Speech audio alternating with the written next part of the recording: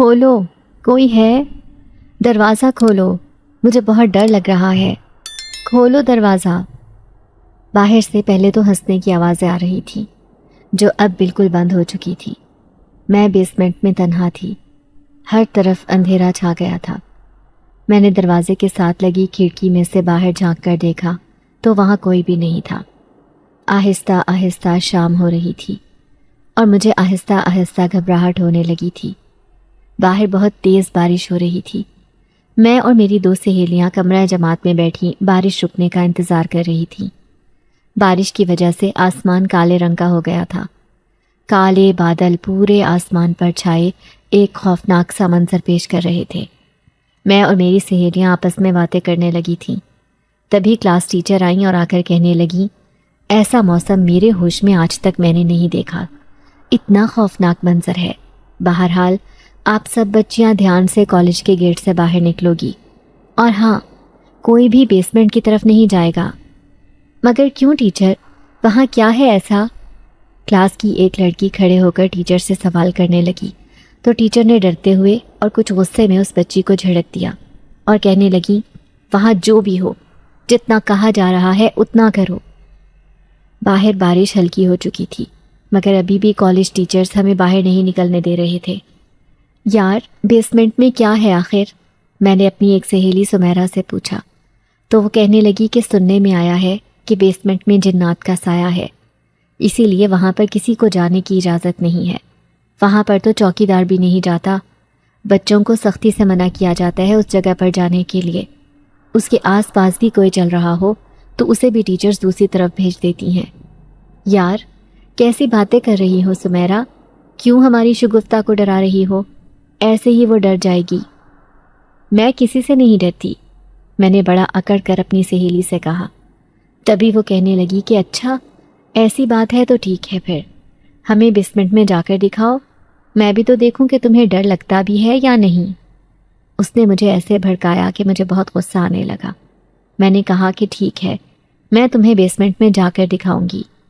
تبھی سمیرا کہنے لگی کہ شگفتہ، اس کی باتوں میں آنے کی ضرورت نہیں ہے، یہ خواہ تمہیں ہائپر کر رہی ہے، چھوڑو اس کی باتوں کو، تم اس کی باتوں پر دھیان مت دو، اور رابعہ تم بھی کچھ خیال کرو، کیسی باتیں کر رہی ہو، تم سب جانتی ہو پھر بھی ایسی باتیں کر رہی ہو۔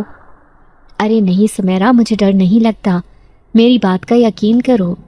میں سمیرا کو صفائی دینے لگی تھی، تبھی سمیرا کہنے لگی کہ تم دونوں پاگل ہو چکی ہو۔ اس سے پہلے کہ کوئی اور کچھ کہتا، تبھی رابعہ کہنے لگی کہ ٹھیک ہے، آج جو بیسمنٹ میں جائے گا ہم اس کو مان لیں گے کہ وہ بہت بہادر ہے، اور پھر دودھ کا دودھ اور پانی کا پانی ہو جائے گا۔ یہ جو اتنی افواہیں بیسمنٹ کو لے کر پھیلائی جا رہی ہیں وہ بھی ختم ہو جائیں گی۔ ہاں ہاں، کیوں نہیں، میں تمہیں بیسمنٹ میں جا کر بھی دکھاؤں گی اور واپس بھی آؤں گی، دیکھ لینا وہاں کچھ بھی نہیں ہوگا۔ مجھے ایسی باتوں پر بالکل بھی بھروسہ نہیں، میں جانتی ہوں کہ جن بھوت کچھ نہیں ہوتا۔ شگفتہ، ایک مرتبہ پھر سوچ لو، اور رابعہ تم اس کو زیادہ چڑھاؤ مت، یہ غلط بات ہے۔ وہ تو ابھی نئی آئی ہے کالج میں، تم تو جانتی ہو نا کہ بیسمنٹ میں جانے سے سختی سے منع کیا جاتا ہے۔ کالج کی انتظامیہ نے خاص طور پر انٹری بورڈ پر یہ لکھ کر لگایا ہے کہ بیسمنٹ میں جانے کی کسی کو اجازت نہیں ہے، پھر تم کیوں اس کو بھڑکا رہی ہو؟ او کم آن یار، ایسی بھی کیا بات ہو گئی، ہماری شگفتہ بہت بہادر ہے، اور پھر کالج کی انتظامیہ کو کیا پتا وہ کون سا وہاں گئے ہیں۔ سمیرا، تم فکر مت کرو، مجھے کچھ نہیں ہوگا۔ شگفتہ، تم میری بات کو سمجھنے کی کوشش کیوں نہیں کر رہی؟ وہ جگہ بہت خطرناک ہے، وہاں پر کوئی نہیں جاتا۔ میری سہیلی سمیرا مجھے بار بار وہاں جانے سے روک رہی تھی، مگر رابعہ نے مجھے اتنا چڑھا دیا تھا کہ میں وہاں پر جانے کے لیے بضد تھی۔ رابعہ کا بار بار مجھے کہنا کہ تم وہاں پر جا کر ڈر جاؤ گی مجھے مزید چڑھا رہا تھا، اسی لیے میں نے سمیرا کی کسی بات کو سر پہ سوار نہ کیا اور اسے کہا کہ تم فکر مت کرو، مجھے کچھ نہیں ہوگا۔ اب کل مجھے بیسمنٹ میں جانا تھا، کالج سے چھٹی ہو گئی ہوئی تھی۔ میں نے سمیرا سے کہا کہ کیوں نہ ایک مرتبہ بیسمنٹ کے باہر جا کر دیکھ لیا جائے کہ آخر وہاں سے جانے والا راستہ کون سا ہے۔ شگفتہ، تمہیں کیا ہو گیا ہے؟ مجھے لگا تھا کہ شاید تم اس بات کو صرف مذاق کی حد تک لوگی، میری بات مانو تو چھوڑ دو یہ ضد۔ اور رابعہ کا کیا ہے؟ تم اس کے پیچھے لگ کر اپنی جان خطرے میں کیوں ڈال رہی ہو؟ سمیرا، تمہیں بھی لگتا ہے کہ وہاں پر کوئی بھوت ہے، کوئی جن ہے؟ تم آج کے دور میں رہ کر کیسے پرانی باتیں کر سکتی ہو؟ شگفتہ، میں آج کے دور میں رہوں یا پرانے دور میں، مگر مجھے اتنا یقین ہے کہ وہاں پر کچھ تو ہے، ورنہ کالج انتظامیہ وہاں پر جانے سے کیوں روکتی، جبکہ وہاں پر اچھی لائبریری بن سکتی تھی۔ میں کچھ نہیں جانتی سمیرا، بس میں اتنا جانتی ہوں کہ تم میرے ساتھ جا رہی ہو، اور اگر تم نہیں جانا چاہتی تو میں اکیلی چلی جاؤں گی۔ میں اتنا کہہ کر آگے بڑھی تھی جب سمیرا نے میرا ہاتھ پکڑ لیا اور کہنے لگی، کیسی باتیں کر رہی ہو؟ میں تمہاری دوست ہوں، بھلا تمہیں مشکل میں اکیلا چھوڑ سکتی ہوں، مگر مجھے تمہاری ابھی تک سمجھ میں نہیں آ رہی کہ تم اتنی جذباتی کیوں ہو رہی ہو۔ چلو خیر، پھر دیر بھی ہو رہی ہے، چھٹی ہوئے بھی کافی دیر ہو گئی ہے۔ میں اور سمیرا ہاتھ پکڑے بیسمنٹ کی طرف جا رہے تھے۔ بارش بہت ہلکی ہو چکی تھی، مگر آسمان ابھی بھی کالا ہی تھا، کالے بادل ہر طرف چھائے ہوئے تھے۔ سمیرا کافی گھبرائی ہوئی تھی، مگر اس کی بنسبت میں کچھ سنبھل کر چل رہی تھی۔ مجھے ان چیزوں سے بالکل بھی ڈر نہیں لگتا تھا، اتنا تو میں نے کہہ دیا تھا، لیکن اب مجھے بھی ہلکا ہلکا خوف محسوس ہو رہا تھا، مگر اب میں کچھ نہیں کر سکتی تھی۔ سمیرا نے ایک مرتبہ روک کر مجھے کہا بھی کہ شگفتہ، ایک مرتبہ پھر سوچ لو، ہو سکتا ہے کہ تم جو کرنے جا رہی ہو اس کے بعد تم کسی مصیبت میں نہ پھنس جاؤ۔ وہ جگہ بہت سنسان تھی۔ میں نے ایک نظر سمیرا کی طرف دیکھا اور پھر گہرا سانس لے کر میں بیسمنٹ کی طرف چل پڑی تھی۔ تبھی اچانک سے تیز ہوا چلنے لگی۔ کالج کا وہ حصہ بہت خوفناک اور سنسان تھا۔ ہوا اتنی تیز تھی کہ وہاں چلنا مشکل ہو رہا تھا۔ سمیرا تو کانپنے لگی تھی اور مجھ سے کہنے لگی کہ سوچ لو پھر سے ایک مرتبہ، مگر میں نے کہا کہ نہیں، آج تو دیکھ کر ہی رہیں گے کہ آخر بیسمنٹ میں ہے کیا۔ میں اور سمیرا بیسمنٹ کے دروازے پر کھڑے تھے۔ دروازہ دیکھ کر ایسے معلوم ہوتا تھا جیسے برسوں سے کسی نے کھولا ہی نہیں۔ ہر طرف جالے لگے ہوئے تھے، دروازے کا رنگ اڑا ہوا تھا۔ دروازے کے آس پاس صرف ایک ہی کھڑکی تھی۔ میں آہستہ آہستہ چلتی اس کھڑکی کے پاس گئی اور اس کھڑکی میں سے اندر کا منظر دیکھنے لگی۔ باہر سے ہلکی ہلکی روشنی پڑنے کی وجہ سے کچھ چیزیں دکھائی دے رہی تھیں، مگر زیادہ تر اندھیرا ہی تھا۔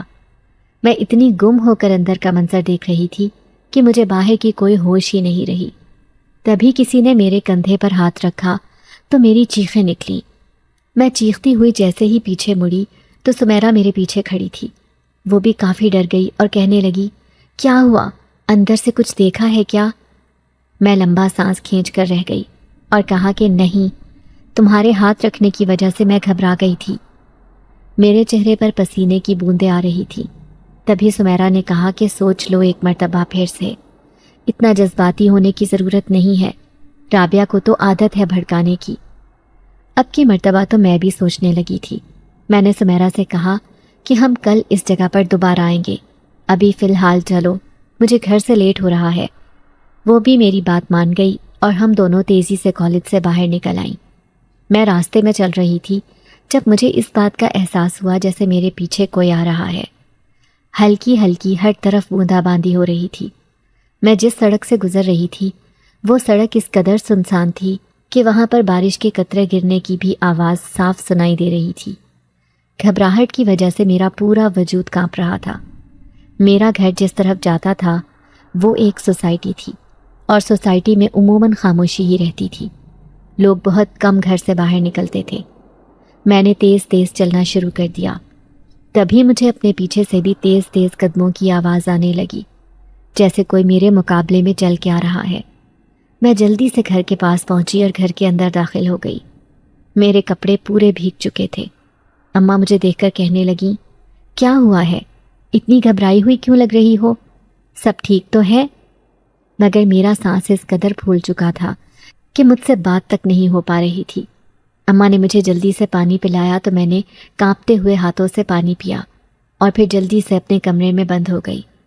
اپنی کھڑکی کے پاس جا کر میں نے باہر کا منظر دیکھا کہ شاید کوئی باہر کھڑا نظر آ جائے جو میرا پیچھا کر رہا تھا، مگر وہاں پر کوئی بھی نہیں تھا۔ تبھی اچانک میری نظر گھر کی راہداری پر پڑی تو وہاں بہت بڑے پاؤں کے نشان تھے جو مٹی سے بھرے پڑے تھے، اور وہ نشان ہمارے گھر کے دروازے تک آ رہے تھے۔ اس کا مطلب تھا کہ میرا شک بالکل ٹھیک تھا، کوئی تو تھا جو میرے پیچھے آیا تھا۔ میں منہ پر ہاتھ رکھ کر اپنے بستر پر بیٹھ گئی۔ تبھی اچانک سے مجھے واش روم سے کسی چیز کے گرنے کی آواز آئی تو میرا وجود کانپ اٹھا۔ میں نے جیسے ہی واش روم کی طرف جا کر دیکھا تو وہاں پر شیمپو کی بوتل زمین پر گری ہوئی تھی۔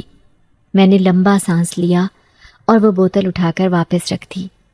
رات کا نہ جانے کون سا پہر تھا، تبھی مجھے نیند میں ایسا محسوس ہوا جیسے میرے پیر کو کسی نے زور سے ہلایا ہے، مگر سارے دن کی تھکاوٹ اور ذہنی اذیت کے بعد میں بہت گہری نیند میں تھی۔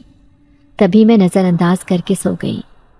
اگلی صبح سورج سوا نیزے پر تھا۔ اس قدر تیز دھوپ تھی کہ لگ ہی نہیں رہا تھا کہ کل اتنی تیز بارش ہوئی ہے۔ میں اٹھی تو کچھ وقت کے لیے مجھے کچھ بھی یاد نہیں تھا۔ میں جلدی سے کالج کے لیے تیار ہوئی اور اماں کے پاس ناشتہ کرنے کے لیے چلی گئی۔ تبھی اماں مجھے کہنے لگیں کہ آج تمہارے کمرے سے LCD اتر جائے گی۔ میں نے حیرت سے اماں کو دیکھا اور پوچھنے لگی کہ کیا وجہ ہے آخر، کیوں میرے کمرے سے LCD اترے گی؟ تبھی اماں کہنے لگیں کہ تمہارا کیا طریقہ ہے، ساری رات اتنی اونچی آواز کر کے گانے سنے تم نے، تمہیں ہے کوئی شرم ہوش خبر کہ تم کیا کر رہی ہو؟ تمہاری رات والی حرکت کی وجہ سے تمہارے ابا اس قدر غصہ تھے کہ میں تمہیں بیان نہیں کر سکتی۔ شکر کرو انہوں نے رات میں تمہیں کچھ نہیں کہہ دیا۔ اماں کی باتیں سن کر میرے ہوش اڑ گئے۔ میں گہری سوچ میں ڈوب گئی کہ آخر کب میں نے رات کے وقت TV چلایا۔ میں تو رات کو اتنی گہری نیند میں تھی کہ مجھے اپنی ہی ہوش نہیں تھی۔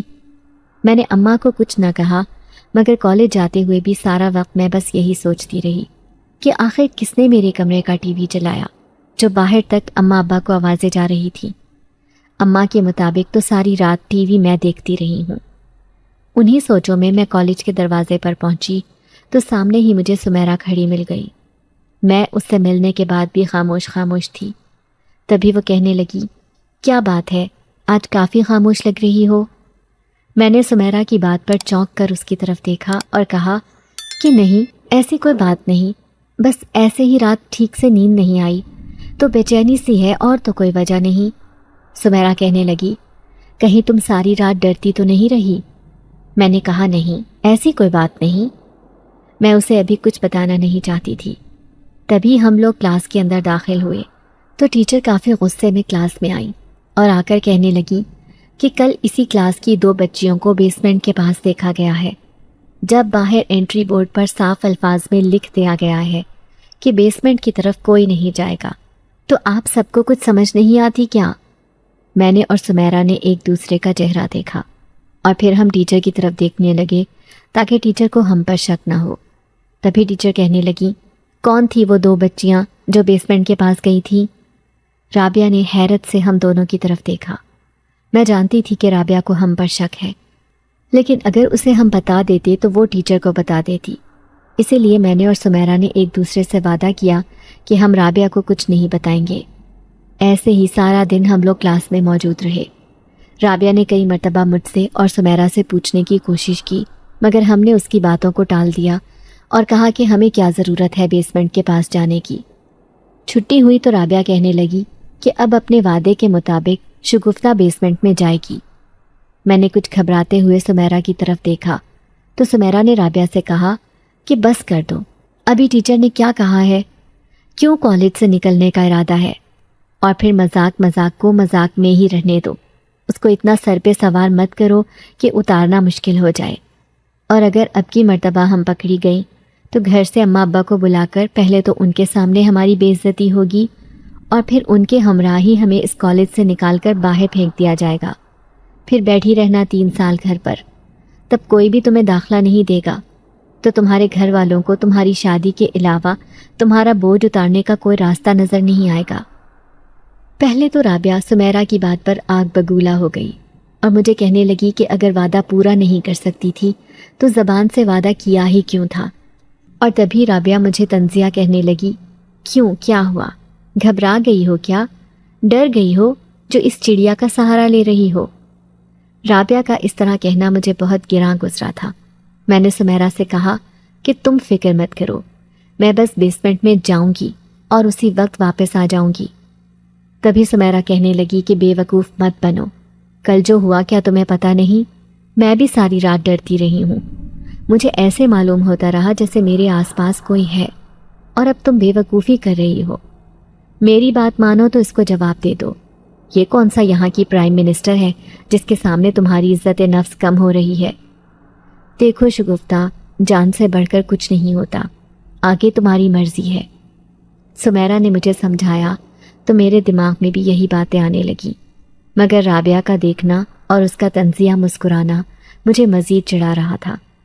میں نے لمبا سانس لیا اور سوچا کہ 5 منٹ کی تو بات ہے، اور 5 منٹ میں بھلا میرا کوئی کیا بگاڑے گا۔ کالج آدھے سے زیادہ خالی ہو چکا تھا۔ میں، سمیرا اور رابعہ بیسمنٹ کی طرف چل پڑیں۔ چھپتے چھپاتے ہم لوگ بیسمنٹ کے پاس پہنچیں تاکہ کسی کی نظروں میں نہ آ جائیں اور کوئی ٹیچر ہمیں دیکھ نہ لے۔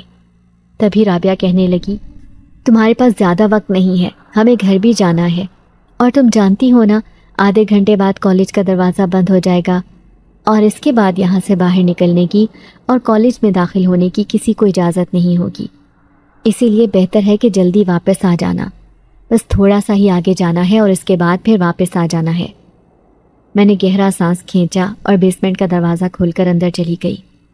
دروازہ کھولنے پر ایسے آواز آ رہی تھی جیسے دروازے کو بہت برا زنگ لگا ہوا تھا۔ میں اندر کی طرف گئی تو وہاں پر ہر طرف اندھیرا ہی اندھیرا تھا۔ میں تھوڑا سا آگے پہنچی ہی تھی کہ پیچھے سے کسی نے دروازہ بند کر دیا۔ میں نے چونک کر پیچھے کی طرف دیکھا اور واپس بھاگنا شروع کر دیا۔ بھاگ کر میں دروازے کے پاس آئی اور دروازہ کھٹکھٹانے لگی۔ دروازہ کھولو، رابعہ، سمیرا، باہر کوئی ہے کیا؟ دروازہ کھولو۔ باہر سے رابعہ کی ہنسنے کی آوازیں مسلسل آ رہی تھی، اور سمیرا مسلسل کہہ رہی تھی کہ رابعہ یہ کیسا مذاق ہے، دروازہ کھولو، وہ اکیلی ہے اندر، وہ گھبرا جائے گی، تمہیں سمجھ کیوں نہیں آ رہی؟ تبھی رابعہ کہنے لگی کہ بہت دلیر بن رہی تھی نا، اب رہ لے اندر، کل ہی اب اس سے ملاقات ہوگی۔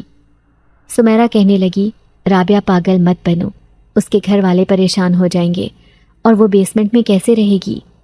دیکھو سمیرا، یہ میرا مسئلہ نہیں ہے، اور نہ ہی میرے پاس اب اس دروازے کی چابی ہے۔ کل اب کسی ٹیچر سے ہی دروازے کی چابی لے کر ہم بیسمنٹ کھول سکتے ہیں۔ تبھی سمیرا کہنے لگی کہ جب تمہیں پتا تھا کہ تمہارے پاس اس کی چابی نہیں ہے تو تم نے اسے بند ہی کیوں کیا؟ اندر کھڑی میں سب باتیں سن رہی تھی۔ مجھے رابعہ پر بہت غصہ آ رہا تھا۔ وہ دوستی کے نام پر دھبا تھی، کاش میں اسے پہلے ہی پہچان لیتی۔ رابعہ وہاں سے جا چکی تھی۔ سمیرا دروازے کے پاس آئی اور آ کر کہنے لگی، میں نے تمہیں منع کیا تھا کہ اس کی باتوں میں مت آنا، مگر تم نے میری ایک نہیں سنی۔ اب دیکھو کتنی بڑی مشکل میں پھنس گئی ہو، اب کیسے اس بیسمنٹ سے باہر نکلو گی؟ میری آنکھوں سے مسلسل آنسو بہہ رہے تھے۔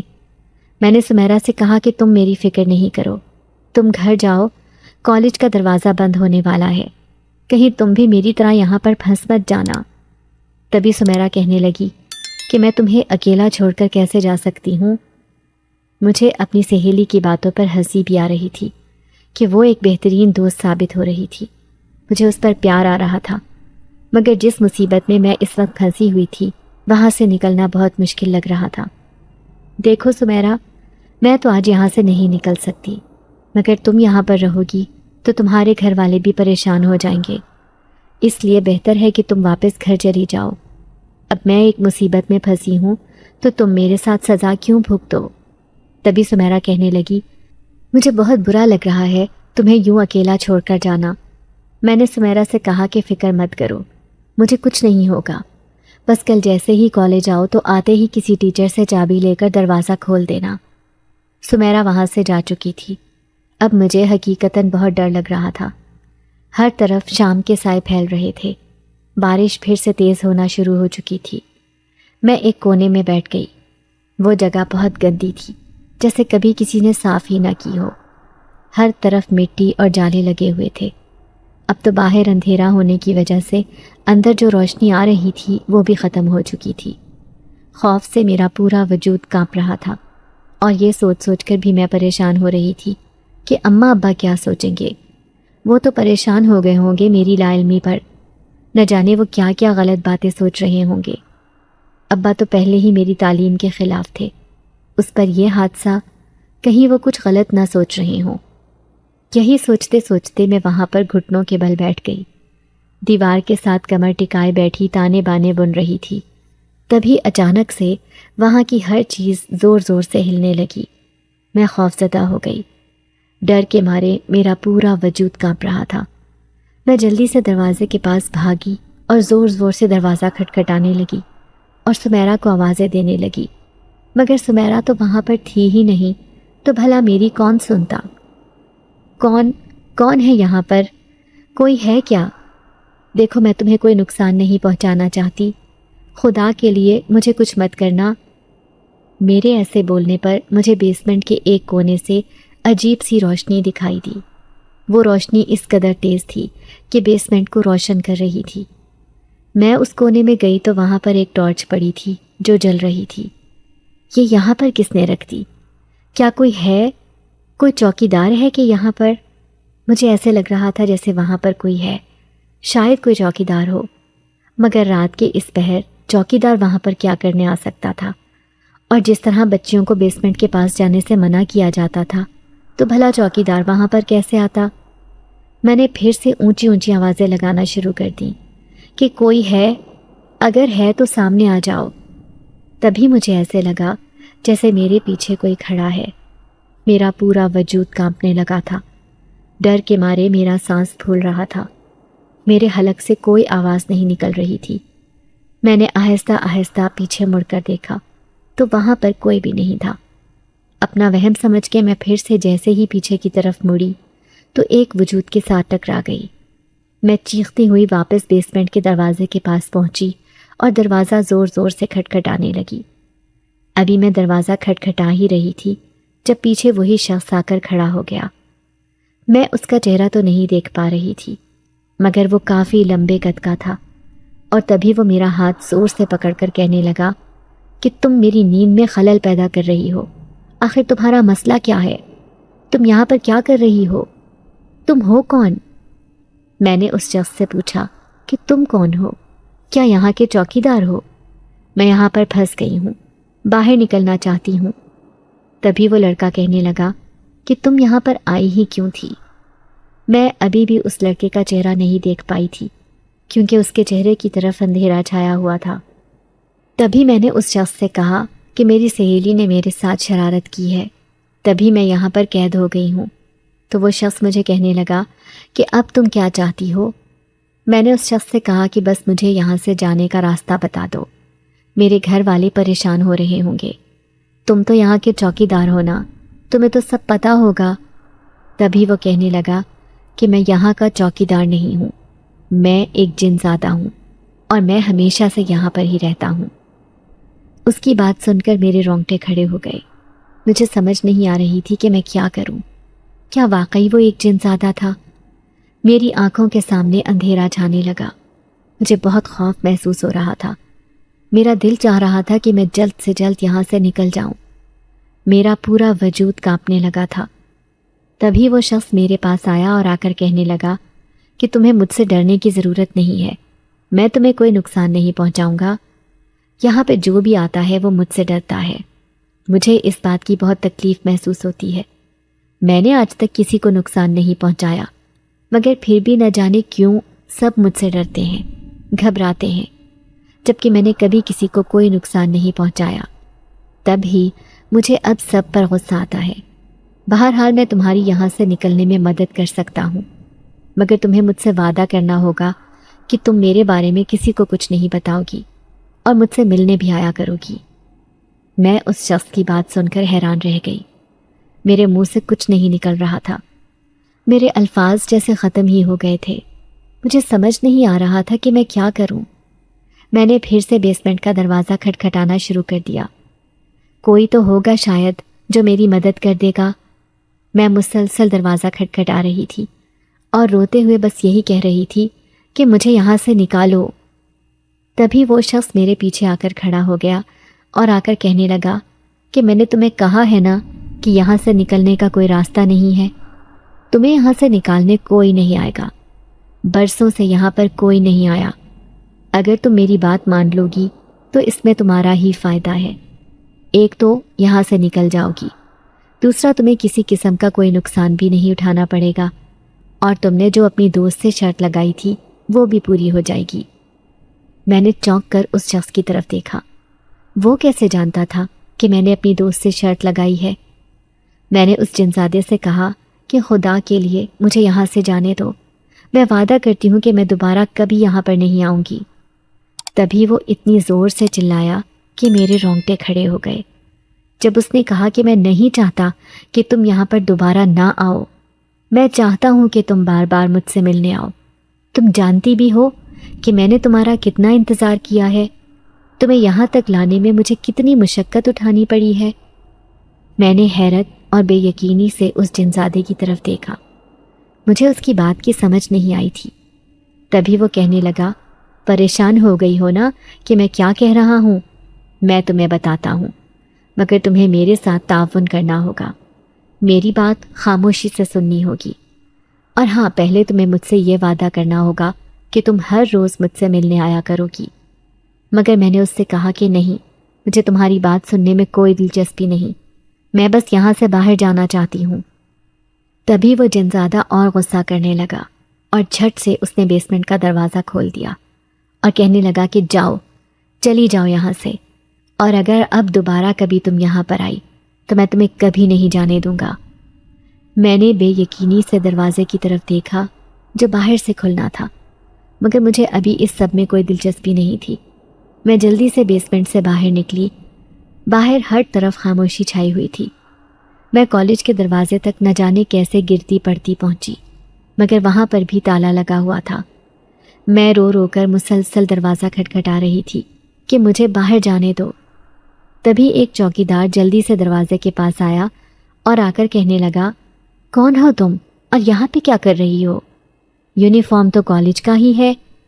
میں نے اسے کہا کہ میں کلاس میں بہت برے طریقے سے پھنس گئی تھی، ابھی بہت مشکل سے میں وہاں سے نکلی ہوں، اور پھر میں گھر چلی گئی۔ بیسمنٹ والی بات میں نے اس سے چھپا لی تھی۔ اس چوکیدار نے مجھے روکنے کی بہت کوشش کی، مگر میں اس کے ہاتھ میں نہیں آئی۔ میں گھر پہنچی تو اماں مجھے دیکھ کر حیران رہ گئی۔ میرا رنگ و روپ اڑا ہوا تھا، یونیفارم بھی گندا ہو رہا تھا۔ اماں کہنے لگیں، کہاں پر تھی تم؟ مگر میرا سانس سے سانس نہیں مل رہا تھا۔ میں نے اماں سے کہا کہ اماں، میں کالج میں بہت بری پھنس گئی تھی، اپنی سہیلی کی باتوں میں آ کر بیسمنٹ میں چلی گئی اور وہاں پر قید ہو گئی۔ بہت مشکل اور بہت مشقت سے چوکیدار کی مدد سے میں وہاں سے نکلی ہوں۔ کچھ سچی اور کچھ جھوٹی باتیں کہہ کر اماں کو میں نے بات بنائی تھی۔ جنزادے والی بات میں چھپا گئی تھی۔ تبھی ابا گھر آئے تو ان کے کندھے جھکے ہوئے تھے۔ انہوں نے جیسے ہی مجھے دیکھا تو مجھے دیکھ کر ایک دم آگ بگولا ہو گئے اور کہنے لگے، اس منحوس لڑکی سے بولو کہ آج کے بعد یہ کالج نہیں جائے گی۔ جتنی بدنامی اس نے کروانی تھی کروا لی، جہاں سے آئی ہے یہ وہاں ہی واپس چلی جائے، کوئی رشتہ نہیں ہے اس سے ہمارا، اور اگر یہاں رہنا ہے تو آج کے بعد اس گھر سے نکلنے کا سوچے بھی نہ۔ میں خاموشی سے سب کچھ برداشت کر رہی تھی۔ ابا شروع سے ہی بیٹیوں کی پڑھائی کے خلاف تھے۔ اس وقت ابھی مجھے کچھ سجھائی نہیں دے رہا تھا۔ میں ابا کے ساتھ بحث کرنا ہی نہیں چاہتی تھی، اسی لیے خاموشی سے اٹھ کر کمرے میں چلی گئی۔ میں نے اماں سے کہا کہ اماں مجھے بہت بھوک لگی ہے، مجھے کھانے کو کچھ دے دو۔ تبھی ابا طنزیہ انداز میں مجھے کہنے لگے کہ جس کے ساتھ سارا دن گزار کر آئی ہو اس نے تمہیں کھانے کو نہیں کچھ دیا کیا؟ ابا میرے کردار پر انگلی اٹھا رہے تھے۔ میں نے اماں سے کہا کہ اماں، ان کو حقیقت بتا دیں کہ حقیقت کیا ہے، اور بلا وجہ میرے اوپر الزام لگانے کی کوشش مت کریں۔ جب کچھ کر نہیں سکتے تو ان کو کوئی حق نہیں پہنچتا کہ یہ مجھ پر یا میرے کردار پر انگلی اٹھائیں۔ میں کہاں ہوتی ہوں، کہاں رہتی ہوں، کہاں جاتی ہوں، ان سے ان کا کوئی لینا دینا نہیں ہے۔ جب سارا دن ہم محنت مزدوری کر کے اپنا پیٹ خود پال سکتے ہیں اور اس کے ساتھ ساتھ ہم اپنی پڑھائیاں بھی جاری رکھ سکتے ہیں، تو یہ کون ہوتے ہیں مجھے باتیں سنانے والے؟ شگفتہ، وہ تمہارا باپ ہے، کیسی باتیں کر رہی ہو؟ اماں کی بات پر میرا پارا ہائی ہو گیا۔ میں نے اماں سے کہا کہ اماں، باپ اس طرح کے ہوتے ہیں کیا؟ آج تک کبھی ان کو ہماری کسی ضرورت کا اندازہ بھی ہوا ہے؟ آج تک تو کبھی انہوں نے کوئی اچھا کپڑا یا جوتا تک تو ہمیں لا کر نہیں دیا۔ 2 وقت کی روٹی تک تو ہم خود کما کر کھاتے ہیں، تو پھر یہ باپ کس طرح کا ہے؟ تبھی ابا اماں کو کہنے لگے کہ اس کو اپنی زبان میں سمجھا لو، آج کل اس کی زبان بہت چلنے لگی ہے۔ یہ جن ہواؤں میں اڑ رہی ہے نا، جس روز اس کے پر کٹ گئے اس دن اسے اندازہ ہو جائے گا کہ باپ کا سایہ ہی کتنا کافی ہوتا ہے۔ مجھے تو اپنے باپ پر حیرت ہو رہی تھی جو مجھے بددعائیں دے رہا تھا۔ میں نے سر جھٹکا اور کمرے میں چلی گئی۔ ابھی تو میرے سارے دن کی ذہنی اور جسمانی تھکاوٹ ہی نہیں اتری تھی کہ ابا نے نئی ٹینشن ڈال دی تھی۔ میں کمرے میں جاتے ہی بستر پر گر گئی اور مجھے اندازہ ہی نہ ہوا کہ کب میری آنکھ لگ گئی۔ صبح اٹھی تو میرا پورا وجود درد سے کراہ رہا تھا۔ میری ہڈیاں بہت درد کر رہی تھیں اور پورا وجود بخار میں تپ رہا تھا۔ اماں میرے پاس آئیں اور آ کر کہنے لگیں، کیا ہوا ہے؟ اتنا تیز بخار کیوں ہے تمہیں؟ میں نے اماں سے کہا کہ شاید کل کی تھکاوٹ کی وجہ سے ایسا ہو گیا ہے، سارا دن پریشانی میں رہی ہوں، شاید اسی وجہ سے بخار ہو گیا ہے۔ اماں کہنے لگیں، تم کچھ دیر آرام کر لو، ناشتہ کر کے دوائی کھاؤ، کل سے کچھ نہیں کھایا اس لیے بھی کمزوری ہو گئی ہوگی۔ میں اپنے ٹوٹے ہوئے وجود کے ساتھ اٹھی اور اٹھ کر ناشتہ کرنے لگی۔ ناشتے کے بعد میں کل کے بارے میں سوچنے لگی تھی۔ آج میں کالج بھی نہیں گئی تھی، نہ جانے کالج میں کیسا ہنگامہ کھڑا ہوا ہوگا۔ وقت دیکھا تو کالج سے چھٹی ہونے کا وقت تھا۔ میں نے گہرا سانس لیا، تبھی اماں کمرے میں آئی اور آ کر کہنے لگیں، تمہاری کوئی سہیلی سمیرا آئی ہے گھر پر۔ سمیرا کا نام سنتے ہی میرے چہرے پر مسکراہٹ آ گئی اور میں نے کہا کہ اماں اس کو کمرے میں بھیج دیں۔ سمیرا کمرے میں آئی تو حیرت سے مجھے دیکھنے لگی۔ اس کی آنکھیں حیرت سے پھٹی کی پھٹی رہ گئیں۔ مجھے کہنے لگی کہ میں کوئی خواب تو نہیں دیکھ رہی، یہ حقیقت ہے، تم یہاں پر، مگر وہاں بیسمنٹ میں سے تم باہر کس طرح آئیں؟ میں نے اسے اپنے پاس بٹھایا اور جلدی سے دروازہ بند کر دیا تاکہ کوئی اور میری باتیں نہ سن لے۔ میں نے گہرا سانس لیا اور سمیرا سے کہا کہ پہلے تم مجھ سے وعدہ کرو کہ تم اس بارے میں کسی کو کچھ نہیں بتاؤ گی، خاص طور پر رابعہ کو، اس بارے میں کسی سے کوئی بات نہیں کرو گی۔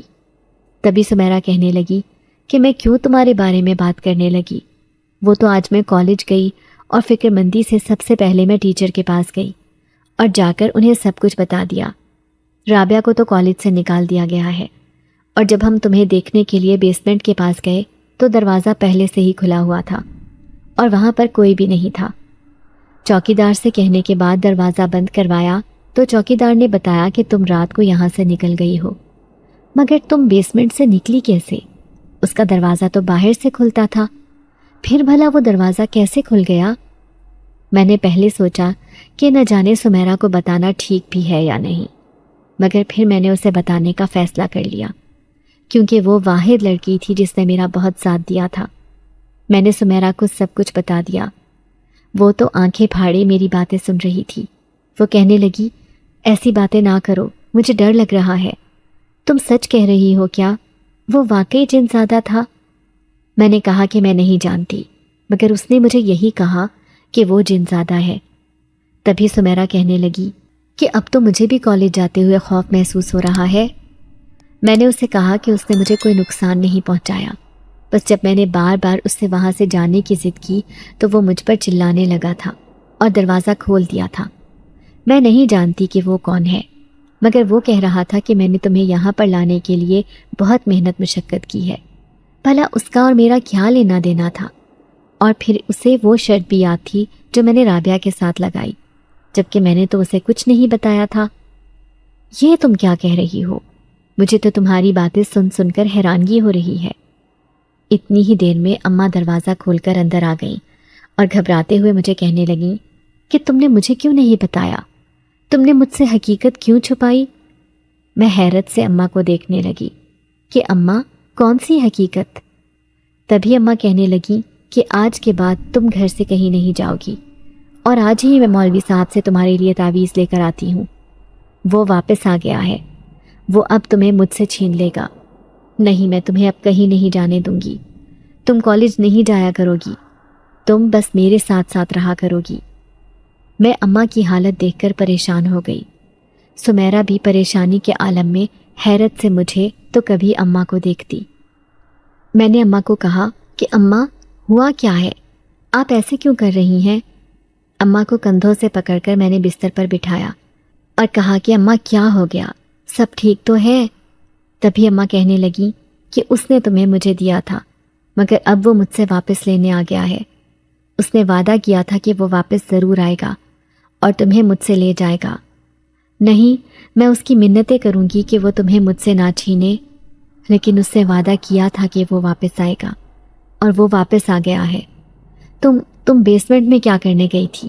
آخر تم کیوں وہاں پر گئی؟ میں نے اماں کو کہا کہ اماں میں نہیں جانتی، بس رابعہ سے شرط لگی تو میں وہاں پر چلی گئی۔ میں نہیں جانتی تھی کہ اس طرح کا بھی کچھ ہو جائے گا۔ تبھی اماں کہنے لگیں، آج کے بعد تم کالج ہی نہیں جاؤ گی۔ میں خاموش ہو گئی، کیونکہ اس ٹائم اماں کو سمجھانا کوئی آسان کام نہیں تھا۔ اماں تو ہاتھ ہی نہیں آ رہی تھی۔ میں نے اماں کو تسلی دی اور حوصلہ دیا اور کہا کہ آپ پریشان نہ ہوں، میں کالج نہیں جایا کروں گی، جیسے آپ کہیں گی ویسے ہی کروں گی۔ مگر آپ کہنا کیا چاہ رہی ہیں؟ مجھے صاف صاف الفاظ میں بتائیں تو صحیح۔ اماں نے ایک نظر سمیرہ کی طرف دیکھا تو میں نے انہیں کہا کہ آپ فکر مت کریں، یہ کسی کو کچھ نہیں بتائے گی۔ یہ میری بہت بہترین دوست ہے، اس نے میری ہر مشکل میں میرا ساتھ دیا ہے، آپ اس کے سامنے کچھ بھی کہہ سکتی ہیں۔ اماں کہنے لگی کہ جب تم صرف 7 سال کی تھی تم ایک گاؤں کے میلے میں گئی، اور جب واپس آئی تو بخار میں تپ رہی تھی۔ کافی دن گزرنے کے بعد بھی جب تمہارا بخار نہ اترا تو ایک مرتبہ میں تمہیں ہمارے گاؤں کے پیر بابا کے دربار لے گئی۔ تمہیں کافی تیز بخار چڑھا تھا۔ میں نے پیر بابا کو جب یہ بتایا تو وہ تمہیں دیکھ کر پہلے تو چونک اٹھے اور پھر کہنے لگے کہ اس پر جنات کا سایہ ہو گیا ہے۔ ان پیر بابا نے مجھے 7 دن کا وظیفہ دیا۔ وہ 7 دن کا وظیفہ کرنے کے بعد پیر بابا نے اس جنزادے کو اپنے قابو میں کر لیا۔ اس نے جنزادے کو تو اپنے قابو میں کر لیا تھا، مگر جنزادے نے اس پیر بابا سے کہا تھا کہ جس دن وہ اس دنیا سے چلا جائے گا اس دن جنزادہ واپس اپنی محبت کو لے آئے گا، اور تب اسے کوئی روک نہیں سکے گا۔ زندگی کے اتنے سال گزر جانے کے بعد اب وہ واپس آ گیا ہے۔ مجھے تو یہ سمجھ نہیں آ رہی کہ میں تمہیں کہاں چھپاؤں جہاں سے وہ تمہیں کبھی کہیں نہ لے کر جا سکے۔ تم میری آخری امید، آخری سہارا ہو۔ اس نے تمہیں مجھے واپس تو کر دیا تھا، مگر اب وہ تمہیں مجھ سے دور لے جائے گا۔ تم کہیں نہیں جاؤ گی، بتاؤ نا مجھے، تم کہیں نہیں جاؤ گی نا؟ میں نے اماں کی حالت دیکھ کر ان کو کہا کہ اماں کوئی مجھے کہیں نہیں لے جائے گا، آپ کیوں فکر کر رہی ہیں؟ اماں کی ذہنی حالت اس وقت کچھ ٹھیک نہیں لگ رہی تھی۔ مجھے اماں کو دیکھ کر بھی خوف آ رہا تھا۔ سمیرہ کہنے لگی کہ تمہاری اماں کیا کہنا چاہ رہی ہیں؟ کیا یہ جنزادہ تمہارے ساتھ بچپن سے ہے؟ میں نے کندھے اچکا دیے اور کہا کہ میں نہیں جانتی۔ اگر جانتی ہوتی تو میں تمہیں نہ بتاتی، اور پھر اس طرح خود بھی چونکتی تو نہ۔ میں کچھ نہیں جانتی ہوں اس بارے میں۔ یہ تو اب اماں کی حالت ٹھیک ہوگی تو وہی تسلی سے مجھے بتا سکتی ہیں کہ آخر ہوا کیا ہے۔ تبھی سمیرہ کہنے لگی کہ تم ایسا کرو کہ تم کچھ دن کالج مت جاؤ۔ میں نے اس کی طرف دیکھا اور کہا کہ ہمارے امتحانات شروع ہونے والے ہیں، بھول رہی ہو کیا؟ تبھی وہ کہنے لگی کہ امتحانات سے بہتر زندگی ہے، پہلے بھی تم نے میری بات نہیں مانی تھی، اب خدا کے لیے میری بات مان لو اور کچھ دن کالج مت آؤ۔ جو تمہاری پڑھائی کا حرج ہوگا وہ میں تمہارے ساتھ پورا کروا دوں گی۔ میں نے سمیرہ کو محبت بھری نگاہوں سے دیکھا، کیونکہ وہ میرا بہت ساتھ دے رہی تھی۔ سمیرہ مجھ سے اجازت لے کر جا چکی تھی۔ رات ہوئی تو میں بھی اماں کے پاس ہی لیٹ گئی۔ کچھ ہی دیر گزری تھی کہ مجھے اپنے پاس کسی وجود کا سایہ نظر آیا۔ میں نے جیسے ہی اٹھ کر دیکھا تو یہ وہی جنزادہ تھا۔ میں آنکھیں پھاڑے اس کو دیکھنے لگی۔ تبھی وہ کہنے لگا، میں نے تمہیں کہا تھا کہ مجھ سے ملنے آ جانا، مگر تم کالج نہیں آئی تو میں نے سوچا کہ میں ہی تم سے ملنے آ جاتا ہوں۔ تمہاری اماں نے تمہیں حقیقت تو بتا ہی دی ہوگی، مگر اب جب سب پتہ چل ہی گیا ہے تو چلو، تمہیں اب میرے ساتھ چلنا ہے۔ میں نے حیرت سے جنزادے کو دیکھا اور کہا کہ نہیں، میں تمہارے ساتھ نہیں جا سکتی۔ تم جانتے ہو میری اماں اکیلی رہتی ہیں، میں ان کو چھوڑ کر تمہارے ساتھ کیسے جا سکتی ہوں؟ اور پھر رہی بات تمہارے اور میرے ملنے کی، تو کیا تم مجھے ہمیشہ ہمیشہ کے لیے نہیں چھوڑ سکتے؟ تبھی وہ کہنے لگا کہ ٹھیک ہے، میں تمہیں ہمیشہ ہمیشہ کے لیے چھوڑ دوں گا، مگر تمہیں میرا ایک کہا ماننا ہوگا۔ اگر تم یہی چاہتی ہو تو مجھے تمہاری خوشی سے بڑھ کر اور کچھ نہیں۔ میں نے اس سے کہا کہ تم جو کہو گے میں وہ کرنے کے لیے تیار ہوں۔ تبھی وہ کہنے لگا کہ اپنی جگہ رابعہ کو مجھے دے دو۔ میں حیران رہ گئی اور میں نے کہا کہ میں کسی کی زندگی کیسے خراب کر سکتی ہوں؟ میں خود نہیں کہیں جانا چاہتی تو رابعہ کو کیسے بھیج دوں؟ تبھی وہ کہنے لگا، تمہیں تو اس سے نفرت ہونی چاہیے جس نے تمہیں اتنی مشکل میں پھنسا دیا۔ اگر تم وہاں سے نہ نکلتی تو جانتی ہو تمہارے ساتھ کیا ہو سکتا تھا۔ میں نے اسے کہا کہ میرے ساتھ جو ہوا اب میں اگر اس کے ساتھ بھی وہی کروں گی تو ہم دونوں میں کیا فرق رہ جائے گا؟ جنزادے نے میری بات کا کوئی جواب نہ دیا اور کہنے لگا کہ تم میرے ساتھ نہیں جانا چاہتی۔ میں نے کہا کہ نہیں، میں تمہارے ساتھ نہیں جانا چاہتی۔ تبھی وہ کہنے لگا کہ ٹھیک ہے، میں تمہاری زندگی سے دور چلا جاؤں گا، مگر میں تمہاری پرواہ کرنا نہیں چھوڑ سکتا۔ میں نے تمہیں بچپن سے اپنا سمجھا ہے، اس لیے اب میں ہر جگہ تمہاری مدد کرنے ضرور آ جایا کروں گا، لیکن ہمیشہ تمہارے ساتھ نہیں رہوں گا۔ میں نے اسے کہا کہ نہیں، تمہیں اس کے لیے یہ سب کرنے کی ضرورت نہیں ہے، مگر وہ میری بات کسی صورت نہیں مان رہا تھا۔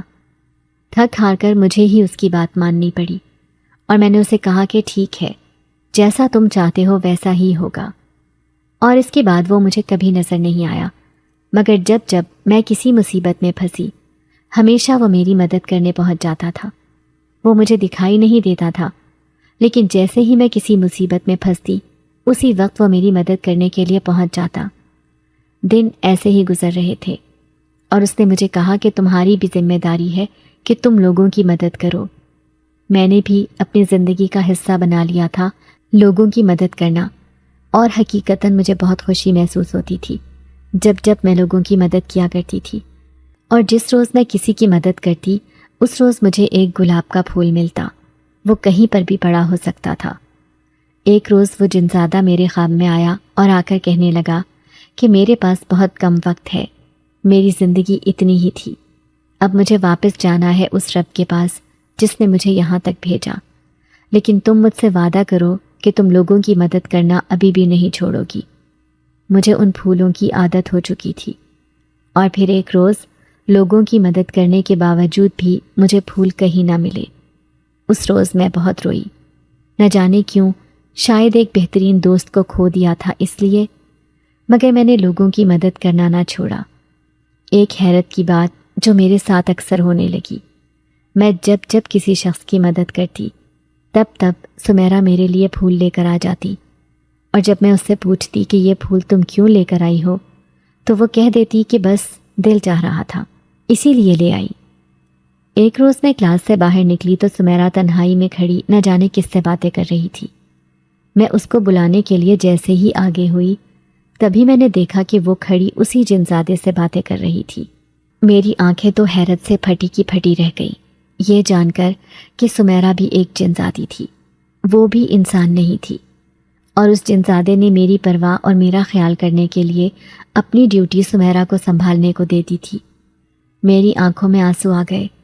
سمیرا مجھ سے معافی مانگنے لگی اور کہنے لگی کہ میری مجبوری تھی کہ میں تمہیں بتا نہیں سکتی تھی، مگر میں نے کبھی تمہارا ساتھ نہیں چھوڑا، میں تمہیں بس خود سے ڈرانا نہیں چاہتی تھی، میری ذمہ داری تمہاری دیکھ بھال کرنا تھا اور میں نے پوری کوشش کی تھی کہ میں تمہاری دیکھ بھال کر سکوں۔